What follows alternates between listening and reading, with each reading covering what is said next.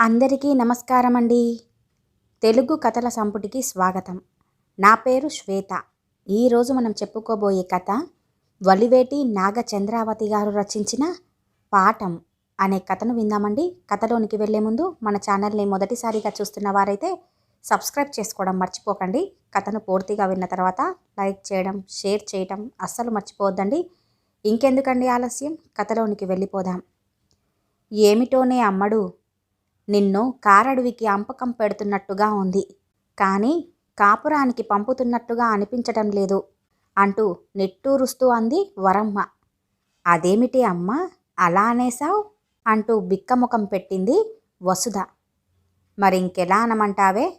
అత్తగారు, ఆడపడచు, మరిదిగారు, మామగారు ఇంత పటాలమున్న ఇంటికి కొత్త కోడల్ని కాపురానికి పంపమంటే తోడేళ్లుండే అడవిలోకి నెట్టడమేగా అంది తల్లి.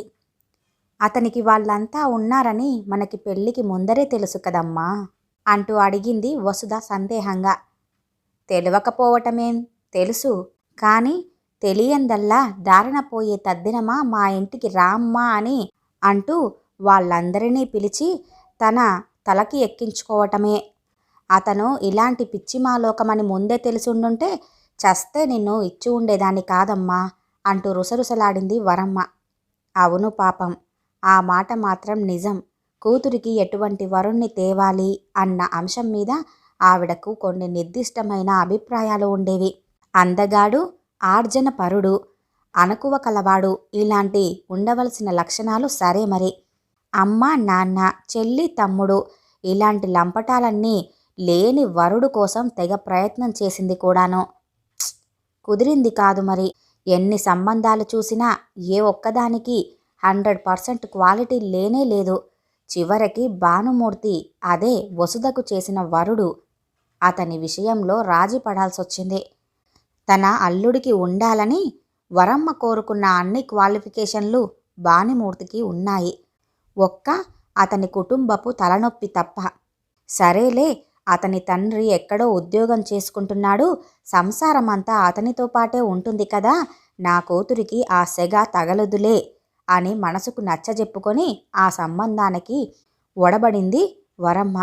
తీరా చూస్తే ఆ అల్లుడు ఏం చేశాడు? కూతుర్నింకా కొత్త కాపురానికి పంపనే లేదు. ఆవిడ అంచనాల్ని కాస్త తలకిందులుగా చేసి పారేశాడు. తండ్రి రిటైర్ అవ్వగానే మీరిక అందరూ కూడా నాతో పాటు ఉండాల్సిందే అంటూ ఆ పరివారాన్నంతా తెచ్చి నెత్తిమీద పెట్టుకున్నాడు. ఇది వరమ్మ ఊహించలేదు. సొంత ఊరుంది, సొంత ఇల్లు ఉంది, అక్కడికే వెళ్ళి స్థిరపడతారు అనుకుంటే జరిగింది ఇది. వసుధను కాపురానికి పంపేందుకు ముహూర్తం నిర్ణయించిన దగ్గర నుంచి వరమ్మ మనసులో లేదు. పిచ్చి సన్నాసి, వాళ్లతో ఎలా వేగుతావో ఏమిటోనే అంటూ తెగ ఫీల్ అయిపోతూ చెమ్మగిల్లాయేమో అన్న అనుమానంతో తల్లి మాటి మాటికి కళ్ళు ఒత్తుకుంటుంటే, వసుధ, ఏమిటమ్మా నువ్వు మరీను? వాళ్ళు మాత్రం మనుషులు కారు? అయినా ఇంకా ఈ రోజుల్లో కోడరికం పెట్టే వాళ్ళెవరున్నారమ్మా చెప్పు? పోనీ వాళ్ళు మరీ చెడ్డవాళ్ళు అనుకున్నా నేను అంత తెలివి తక్కువ దాన్ని, చెల్లాయిలా అమాయకురాల్ని కాదుగా అని నచ్చజెప్పబోయింది. అందుకేనే నిన్ను వెర్రిమాలోకమా అనేది. వాళ్ళు నిన్ను కొడతారు, తిడతారు అని కాదు నా భయం, మరి మీ ఆనందానికి అడ్డవుతారని. ఆ కూర్చో చెబుతాను. అక్కడ్నుంచి మొదలైంది బోధన. చక్కగా చిలక గోరింకల్లా మీరిద్దరే ఉంటే అది కొత్త కాపురంలా చూడముచ్చటగా ఉంటుంది గాని చుట్టూరా వాళ్ళందరూ గుమికూడి ఉండుంటే ఎలా ఉంటుంది? పబ్లిక్ పార్కులో డ్యూయెట్టు పాడుకునే సినిమా షూటింగ్లా ఉంటుంది, అవునా అంటూ తల్లి అనేసరికి అవునమ్మా, ఆ సీను ఊహించుకుంటూ దిగులుగా తలూపింది వసుధ. మీ ఆయన ఆఫీసు నుంచి వస్తూ వస్తూ 2 మూరల మల్లెపూలు తీసుకొచ్చాడనుకో, అమ్మకి చెల్లికి వాటా పోను నీకు మిగిలేది ఎంత? బెత్తడు. సరదాగా ఏ సినిమాకో ప్రోగ్రాం వేశావనుకో, మేము వస్తాము అంటూ చెల్లి తమ్ముడు తయారైతే ఎలా ఉంటుంది నీకు? ఒళ్ళు మండదు? ఎందుకు మండదమ్మా? మండుతుంది కదూ. ఇవే కాదు, ఇంకా చిన్న చిన్న ముచ్చట్లు మీరిద్దరే జంటగా ఉన్నప్పుడు తీర్చుకునేవి బోలెడుంటాయి. అవి నీకెలా తీరుతాయి? అవలా ఉంచు. ఏడాదికి లక్షలు లక్షలు సంపాదిస్తున్నాడా అల్లుడుగారు? మీరిద్దరే అయితే ఎంత వెనకేసుకోవచ్చు? 4 ఏళ్ళు తిరిగేసరికి ఓ ఫ్లాట్ కొనుక్కోవచ్చు, ఓ కారు కొనుక్కోవచ్చు. ఇంకా పోతే పుట్టే వాళ్ళ కోసం చదువులకి సంధ్యలకి ఏ ఇన్సూరెన్సో కట్టుకోవచ్చు. ఈ తైనాతీలందరూ చేరితే ఇక మిగిలేదేముంటుంది? ఆ చెల్లెలి పెళ్ళి అంటారు, ఆ పైన పండగలు పురుళ్ళు అంటారు, ఆ తమ్ముడికి చదువు ఉద్యోగం అంటారు. ఈలోగా ఆ ముసలి వాళ్ళకి రోగాలు రొచ్చులు. ఇక మీ గురించి మీరు ఆలోచించుకుందామనేసరికి మీ తలలు నెరసిపోతాయి, నడుములు వంగిపోతాయి. ఇది ఖాయం అంది తల్లి. అబ్బా అమ్మా, మరీ భయపెట్టేస్తున్నావే అంది కూతురు. ఉన్న సంగతి చెప్పానే అంది తల్లి. నన్నేం చెయ్యమంటావమ్మా? ఆయనకి వాళ్ళంటే ప్రాణం. వాళ్ళు మన దగ్గర ఉండటానికి వీల్లేదు, పంపించెయ్యండి అని చెప్పటానికి నాకెన్ని గుండెలు కావాలే అంది. పిచ్చిదానా, ఇలాంటి వాళ్ళని నోటితో పొమ్మనకూడదమ్మా, పొగబెట్టాలి అంది తల్లి. ఎలానే? ఒసే అమ్మడు, శతకోటి సమస్యలకు అనంతకోటి పరిష్కారాలు అన్నారు. ఆలోచించాలి మరి అంది తల్లి. ముందు మచ్చుకి ఒక్కటి చెప్పవే అమ్మా ప్లీజ్ అంటూ అడిగింది కూతురు. నాకు మాత్రం ఏం తెలిసే? నాకా అవసరం లేకుండానే ముందే మా అత్తామామల్ని తన దగ్గరికి రప్పించుకొని మేలు చేశాడు ఆ దేవుడు. సర్లే, విన్నవేవో చెబుతాగాని ముందు ఒక్కటి గుర్తుపెట్టుకో. అత్తారింటికి వెళ్ళగానే ప్రతి ఆడపిల్ల కూడా మొదట చెయ్యాల్సిన పని మొగుణ్ణి కొంగుకు కట్టేసుకోవటం. నా వాళ్ళందర్నీ వదిలేసి కేవలం నీకోసమే వచ్చిన దాన్ని. నీకిక నా తర్వాతే మిగతా వాళ్ళు సుమి అంటూ ప్రతి క్షణం అతని బుర్రని బ్రెయిన్ వాష్ చేస్తూ ఉండాలి. ఇది ముఖ్యం అంది తల్లి. ఇది లెసన్ నెంబర్ 1 అమ్మా అంటూ ఉత్సాహంగా అడిగింది వాణి. వాణి వరమ్మ రెండవ కూతురు. కొంచెం అమాయకురాలు. 12 ఏళ్ళు ఉన్నా వయసుకు తగ్గట్టుగా బుద్ధి వికసించని పిల్ల. ఒకసారి ఆరిందలాగా, ఒక్కొక్కసారి కొంచెం తెలివి తక్కువగా మాట్లాడుతుంది ఆ అమ్మాయి. ఆసిబడవా, నువ్విక్కడేం చేస్తున్నావే? వెళ్ళిక్కడ్నుంచి అంటూ ఉరిమింది వరమ్మ. విననీవే అమ్మా, నీకు రెండవసారి చెప్పే శ్రమ తగ్గిపోతుందిలే. నువ్వు చెప్పమ్మా అంటూ చెల్లెల్ని మురిపెంగా దగ్గరకు తీసుకుంటూ అంది వసుధ. ఒకళ్ళు చెప్పేదేమిటే, సొంత తెలివితేటలు ఉండాలి గాని. ఈ ఇంట్లోనే పుట్టి పెరిగిన ఆడపిల్లే మీ అత్త దమయంతి.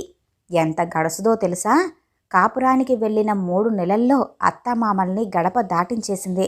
ఇల్లు సొంతం చేసుకుంది. ఆ అంది తల్లి. ఏం చేసిందట? ఏం చేసిందా అంటూ ఇక 4 రోజుల్లో కాపురానికి వెళ్ళబోయే కూతురికి ఆ 4 రోజులు కూడా తన ఆడపడుచు లీలలు వర్ణిస్తూనే ఉంది వరమ్మ, ఒక్కొక్క పని చేసుకుంటూనే.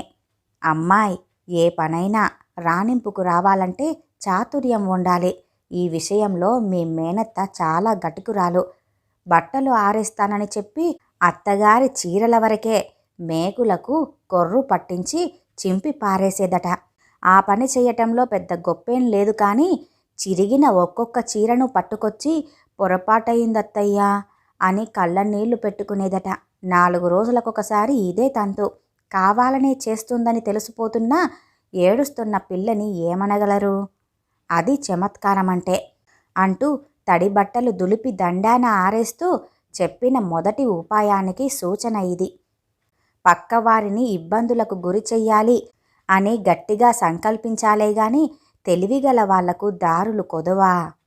దమయంతి మామగారు ఆరోగ్యం బాగోలేక చేసే ఆ చిన్న వ్యాపారం కాస్త కట్టిపెట్టి ఇంట్లోనే ఉండేవాడట. వేరే పనేం లేదు. 24 గంటలు పేపర్ ఒకటి పట్టుకొని కూర్చునేవాడట. అలాంటి వ్యాపకం లేని వాళ్ళకి పేపరు ఒక కాలక్షేపం కాదు, అది వ్యసనం. అది లేకపోతే పిచ్చెక్కినట్టుగా అనిపిస్తుందట. ఒక మనిషి బలహీనత తెలిసాక ఆడుకోవటం చాలా తేలిక మరి. మీ మేనత్త ఆ ఇంట్లో కాలు పెట్టగానే ఆయనకు తిప్పలు మొదలయ్యాయి. పేపరు ఉంటే కళ్ళజోడు కనిపించేది కాదట. కళ్ళజోడు కనపడితే పేపరు మాయమయ్యేదట.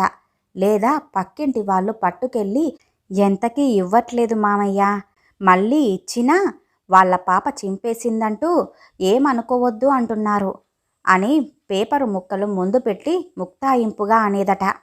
మళ్ళీ అతనితో పాటే పేపరు కోసం, కళ్ళజోడు కోసం తెగ వెతికేస్తూ ఆపసోపాలు పడే కోడల్ని, చిరిగిపోయిన పేపర్ని పట్టుకొని, తనకంటే ఎక్కువగా విచారిస్తున్న కోడల్ని పట్టుకొని, నువ్వు వచ్చాకే ఇలా జరుగుతుంది ఈ ఇంట్లో అని ఆ పెద్ద మనిషి ఎలా అడగగలడు? ప్రాణం విసిగి పేపరు కోసం ఎదురు చూడ్డం మానేసి గుళ్ళోకి వెళ్ళి కూర్చోవటం మొదలుపెట్టాడంట ఆయన. లక్ష్యం చేరే ప్రయత్నంలో ఇది రెండో మెట్టు ఎక్కడమైగా అంటూ సాయంత్రం టిఫినుకి పకోడీలు వేయిస్తూ ప్రవచించింది తల్లి రెండో ఉపాయంగా. పొద్దుటపూట అత్తగారు కాఫీ కలిపే వేళకు నే చేస్తానత్తయ్యా అంటూ తయారైపోయి వాళ్ళిద్దరికీ మాత్రం నీళ్లగా కాఫీ కలిపిపోయటం. మొగుడు అటు ఆఫీసుకి వెళ్ళగానే మరి ఏ పని ముట్టుకోకుండా మంచం ఎక్కేయటం. అత్తగారు దేవుడి ముందర కూర్చొని ఏ లలితా సహస్రమో చదువుతూ ఉంటే టీవీనో టేప్ రికార్డో పెద్ద వాల్యూమ్తో ఇల్లు ఎగరగొట్టేయటం. ఇవన్నీ చిట్టి పొట్టి మొట్టికాయల్లాంటివి. సిసలైన దుడ్డుకర్ర దెబ్బలాంటి ప్రయోగం ఇంకొకటి చేసిందట మీ అత్తగారు అని తల్లి అనేసరికి కూతుళ్ళిద్దరూ కూడా ఆసక్తిగా నోళ్లు తెరిచి వింటూ ఉండగా చిద్విలాసంగా చిరునవ్వు ఒకటి విసిరి తిరిగి కొనసాగించింది వరమ్మ. అబ్బే, అది ఏం పెద్ద గొప్ప ఎత్తు కాదులే, చిన్న యుక్తే, కానీ పవర్ఫుల్ అంతే, ఏం లేదు. సరసాలాడుతూ కబుర్లు చెబుతూ ఆఫీసుకు వెళ్లే మొగుడికి దగ్గర కూర్చొని వడ్డించేసి ఆ చేత్తోనే తను తినేసి ఆ మిగిలిన కూరలోనో పులుసులోనో 2 చెంచాల ఉప్పు 2 చెంచాల కారం కలిపేసి ఏమీ ఎరగనట్టుగా లేచి వెళ్ళిపోవటమే, అంతే అన్న తల్లి మాటలకు ఆ తర్వాత అంటూ అడిగింది కూతురు. ఆ తర్వాతేముంది? ఆ మామగారు ఓసారి గుండె నొప్పి వచ్చిన మనిషట. అత్తగారికి హై బ్లడ్ ప్రెషరు. నెల తిరగకుండా రెండో కొడుకింటికి మకామెత్తేశారట. మీ మేనత్త అదృష్టమేమిటంటే వాళ్ళు వాదన పెట్టుకునే బాపతు కాకపోవటమే. ఒసేయ్ వసు, ఇంకొక్క మాట, మనం చేస్తున్న పనులు కావాలనే చేస్తున్నామన్న సంగతి తెలియాల్సిన వాళ్ళకి మినహా మిగతా వాళ్లకు వాసనన్నా రాకూడదు, తెలిసిందా? ఇక నువ్వెలా రాణించగలవో నువ్వే ఆలోచించుకో అంటూ చివరి మాటగా చెప్పి తరిగిన కూర చిల్లుల గిన్నెలో వేసి కత్తిపీట దగ్గర నుంచి లేచింది వరమ్మ. అమ్మా, సిలబస్ మొత్తం అయిపోయింది కదూ అంటూ బెరుకు బెరుకుగా అక్క వెనక్కి జరుగుతూ అడిగింది వాణి. నిన్నో అంటూ చెయ్యెత్తబోయింది వరమ్మ. తుర్రుమంది వాణి. కూతురి సౌఖ్యం కోసమేనంటూ ఏవేవో దిక్కుమాలిన వ్యూహాలు పథకాలు పన్నే ఈ ధోరణి సరిగ్గా వ్యతిరేక దిశలోకి మళ్ళేది ఎప్పుడు అంటే, కాలం గడవాలి, రోజులు మారాలి. అలాగే కాలం గడిచింది, రోజులు మారాయి. ఈరోజు వరమ్మ మనస్సు కుమ్మరి ఆవంలా పైకి కనిపించకుండా కుమిలిపోతూ ఉంది. అవును, రాత్రి కొడుకు బాబ్జీ మెత్తగా జులిపించిన కొరడా దెబ్బ అలాంటిది మరి. అమ్మా, బిందు నేను ఇవాళ రిజిస్టర్ ఆఫీసులో మ్యారేజ్ చేసుకున్నాం. ముందు చెబితే నువ్వు ఒప్పుకోవు కదా, అందుకే అలా చెయ్యాల్సొచ్చింది. నన్ను క్షమించమ్మా అని చల్లగా చెప్పేసి ప్లేట్లో చెయ్యి కడిగేసి మెల్లగా వెళ్ళిపోతుంటే తల తిరిగిపోయింది ఆవిడకు. అవురా, నోట్లో వేలు పెడితే కొరకటం తెలియనట్టుండేవాడు ఉన్నట్టుండి ఎంత పని చేశాడు. బిందుని మొదటిసారి ఇంటికి తీసుకొచ్చినప్పుడే అనుమానించింది. అమ్మా, తను బిందు, నాలాగే తను సాఫ్ట్వేర్ ఇంజనీరే. నిన్ను చూస్తానంటే ఇంటికి తీసుకొచ్చాను అని చెబుతున్నప్పుడు కవిత్వ ధోరణిలో చెప్పాలంటే బాబ్జీ కళ్ళలో విద్యుల్లతల వెలుగులు, ఆ బిందు మొహంలో ఇంద్రధనస్సు మెరుపులు. అప్పుడే అర్థమైంది వరమ్మకు వాళ్ళిద్దరి మధ్యన సహోద్యోగుల సంబంధమే కాదు మరింకేదో అనుబంధం ఉంది అని. ఆ తర్వాత బాబ్జీతో నిక్కచ్చిగా చెప్పేసింది తన తమ్ముడి కూతురు కమలే ఈ ఇంటి కోడలని. కమల అనకువగల పిల్ల, డిగ్రీలు లేవు కానీ ఇంటి పని అది చక్కగా చేస్తుంది, తనకు అనుగుణంగా నడుచుకుంటుంది అని ఎప్పుడో తన కోడలిగా నిర్ణయించేసిందామె. తను ఈ మాట చెప్పినప్పుడు బాబ్జీ మొహం చిన్నబుచ్చుకున్నాడు తప్ప మారు మాట్లాడలేదు. వాడే సమాధానపరుచుకుంటాడు అని అనుకుందే గాని నాలిముచ్చులా ఇంత పని చేస్తాడు అనుకోలేదామె. ప్రాణప్రదంగానే కాదు, ఎంతో కట్టుదిట్టంగా కూడా పెంచింది బాబ్జీని. వాడు కూడా తల్లి కనుసన్నలు దాటిపోకుండా, ఆవిడ నోటి మాట మారిపోకుండా ఎంతో బుద్ధిమంతనంగానే ఉండేవాడు పిల్లోడు. ఇంజనీర్ అయి 5 అంకెల జీతం తెస్తున్నా ఇప్పటికీ తను ఎంచిన బట్టలే వేసుకునేవాడు. ఫస్ట్ తారీఖు నాడు జీతం పట్టుకొచ్చిన కవర్ని అతను తెరవకుండానే తల్లి చేతికి అందించేవాడు. ఏ విషయంగానైనా సరే తన మాటే వేదం వాడికి. బాబ్జీ ఎప్పటికీ ఇలాగే తన కొంగుచాటు బిడ్డడిగా ఉండాలని కోరుకుంది ఆ తల్లి. ఇలాగే తన తోటిదే లోకంగా ఉంటాడని ఆశపడింది. తన మాటని కాదని సొంత నిర్ణయం తీసుకోగలడని కలలో కూడా ఊహించలేదు వరమ్మ. ఉన్నట్టుండి బాబ్జీ ఇలా మారటానికి కారణమేమిటి? తన చేతి పట్టు సడలిందా? ప్రతిదానికి ఈవిడ పెత్తనమేంటి అని అనిపించిందా వాడికి? అంటూ రాత్రంతా ఇదే మదన వరమ్మకి. నిద్రపోలేదు. తెల్లవారి లేచేసరికి నీరసం, తలనొప్పి. ఇది చాలదన్నట్లుగా ఆఫీసుకు వెళ్తూ వెళ్తూ ఇంకో పిడుగు నెత్తిన వేసి వెళ్ళిపోయాడు బాబ్జీ. అమ్మా, ఈరోజు మంచిదట. బిందుని వాళ్ళ అమ్మగారు నాన్నగారు ఇక్కడ దిగపెట్టి వెళ్తానన్నారు. వాళ్ళు రాగానే నాకు ఫోన్ చెయ్యి అన్నాడు కొడుకు. ఇంకేం, రెట్టింపయ్యింది తలనొప్పి. ఇక నీరసమైతే వెంటనే ముసుగు తన్ని పడుకోమంటుంది. మనసు మాత్రం అల్లకల్లోలంగా ఎడతెరిపి లేని ఆలోచనలతో విశ్రాంతి లేకుండా ఉంది. ఈ రోజు దాకా ఈ ఇంట్లో ఏకచక్రాధిపత్యం తనది. నా మేనకోడలే కోడలిగా వచ్చి ఉండుంటే ఆ ఆధిపత్యం అలాగే కొనసాగేది. ఇప్పుడు వచ్చేది బిందు. రేపిక్కడ తన స్థానం ఎలా ఉంటుందో, ఎక్కడుంటుందో. అసలే ఆ బిందు మహా అందగత్తే. పెద్ద చదువు చదువుకుంది. మొగుడితో సమానంగా ఉద్యోగమూ చేస్తుంది, సంపాదిస్తుంది. ఇన్ని అదనపు అర్హతలు ఉన్న అమ్మాయి. ఆ గీర్వాణం ఎక్కడికి పోతుంది? పొగరు చూపించి తల ఎగిరేస్తుందో ఏమో. అస్సలు ఊరుకోకూడదు. పోనీలెమ్మని ఊరుకున్నామా, రేపటి నుంచి ఆ అలసు చూసుకొని బెడ్ కాఫీ దగ్గర నుంచి అన్నీ అందించమనొచ్చు, క్యారేజీలు అమర్చమనొచ్చు.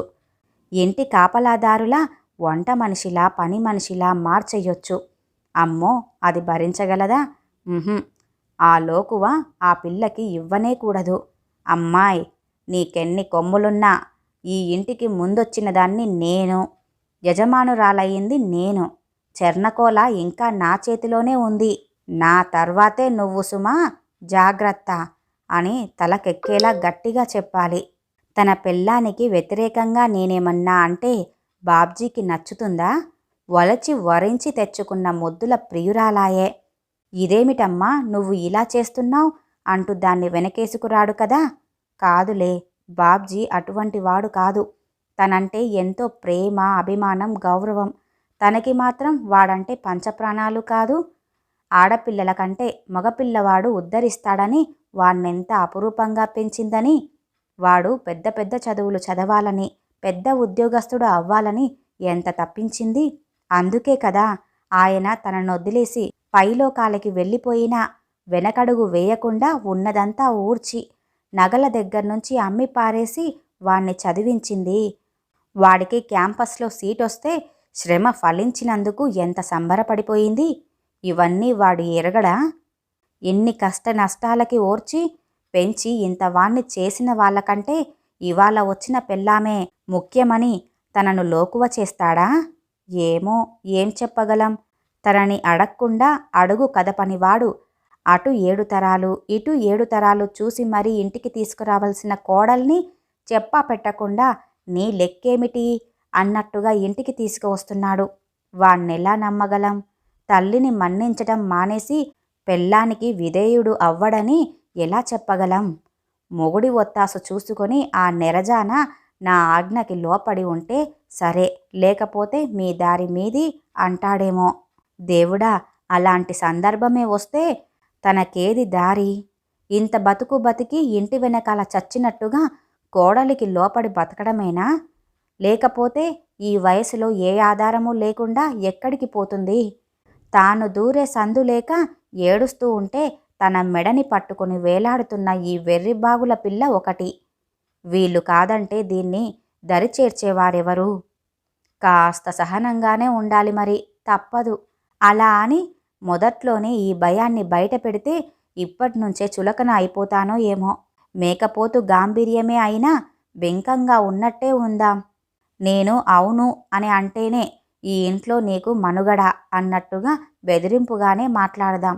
చూద్దాం ఏం జరుగుతుందో. భగవంతుడా, నీట ముంచుతావో పాల ముంచుతావో అంటూ ఆవిడ ఆలోచనలో ఉండగానే అమ్మా, వదిన వాళ్ళు వచ్చేశారమ్మా అంటూ వాణి గబగబా లోపలికొచ్చేసింది. వాణి మాటలు విని నిటారుగా అయ్యింది వరమ్మ. మీ అనుమతి తీసుకోకుండా పిల్లలు తొందరపడ్డారు. వాళ్ళు చేసింది తప్పే.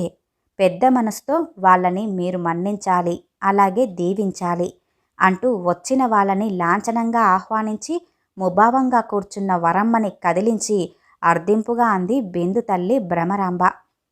మీరు మీ మేనకోడల్ని కోడల్ని చేసుకుందాం అనుకున్నారట. మీ ఇంటి వాతావరణం, మీ మనస్సు, పద్ధతులు, అలవాట్లు అన్నీ తెలిసినా అయిన వాళ్ళ పిల్లను తెచ్చుకోవాలనుకోవటం సమంజసమే. కానీ పిల్లల అభిమతాన్ని కూడా కాదనకూడదు కదా అంటున్న ఆవిడ మాటలకు బిగుసుకు కూర్చున్న వరమ్మ పలకలేదు. నా కూతురని కాదు గాని బిందు కూడా చాలా మంచి అమ్మాయి. దాని చదువు దానికి నలుగురిని కలుపుకుపోవటం నేర్పించింది. బిందు మీతో సులువుగా కలిసిపోతుంది. పెద్దల విలువ ఏమిటో, వారి గౌరవానికి భంగం రాకుండా ఎంత భద్రంగా చూసుకోవాలో చిన్నప్పటి నుంచి చెప్పేదాన్ని నేను. బిందు మిమ్మల్ని గౌరవిస్తుంది, అభిమానిస్తుంది. మీ మనసు తెలుసుకొని మసులుకుంటుంది. మీ ఇష్టానుసారంగానే ప్రవర్తిస్తుంది. హామీ ఇస్తున్నట్లుగా చెప్పిందావిడ. బిందు వరమ్మ గారి దగ్గరికి వచ్చి కూర్చుంది. ఆమె చేతిని తన చేతిలోకి తీసుకుంది.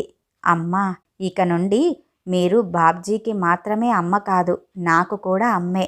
మిమ్మల్ని నేను అమ్మ అనే పిలుస్తాను. మీరు కూడా నన్ను వేరేగా చూడకండి. మూడో కూతుర్ని అనుకోండి. మీరు మోస్తున్న బరువుని సగం పంచుకోవటానికి వచ్చిన ఆత్మీయురాలిని అనుకోండి. మీ వేలు నిర్దేశించిన వైపే నేనెప్పుడూ నడుస్తాను. సందేహించకండి, నన్ను నమ్మండి. వాణిని గురించి కూడా మీకు బెంగ వద్దు. నేను తనని తీర్చిదిద్దుతాను. తనకి మంచి భవిష్యత్తు కల్పించడంలో మీకు తోడుంటాను అంటున్న బిందు స్వరంలో సౌమ్యత ఉట్టిపడడమే కాక ఒక భరోసా, ఒక సాంత్వన కూడా వినిపించి ఊరట పడింది వరమ్మ. ఆవిడ బెట్టు సడులుతూ సడులుతూ కొంచెం కొంచెం దిగి వచ్చింది. బిందు చేతిలో ఉన్న తన చేతిని మృదువుగా విడిపించుకొని బిందు చేతిని తన చేతిలో ఉంచుకొని మెల్లగా ఒత్తింది. బిందు తేలిగ్గా ఊపిరి పీల్చుకుంటూ నవ్వింది. అమ్మా, మీరు వంట చేసేసి ఉంటారు కదా, నేను ఇప్పుడే మనందరి కోసం స్వీటు మాత్రమే చేసి తీసుకొస్తాను అంటూ వంటగదిలోకి వెళ్ళిపోయింది. బాబ్జీ వచ్చాడు. ఇంటి వాతావరణంలో పొద్దుటి తీక్షణత లేదు, చల్లబడింది, ఆహ్లాదంగా కూడా ఉంది.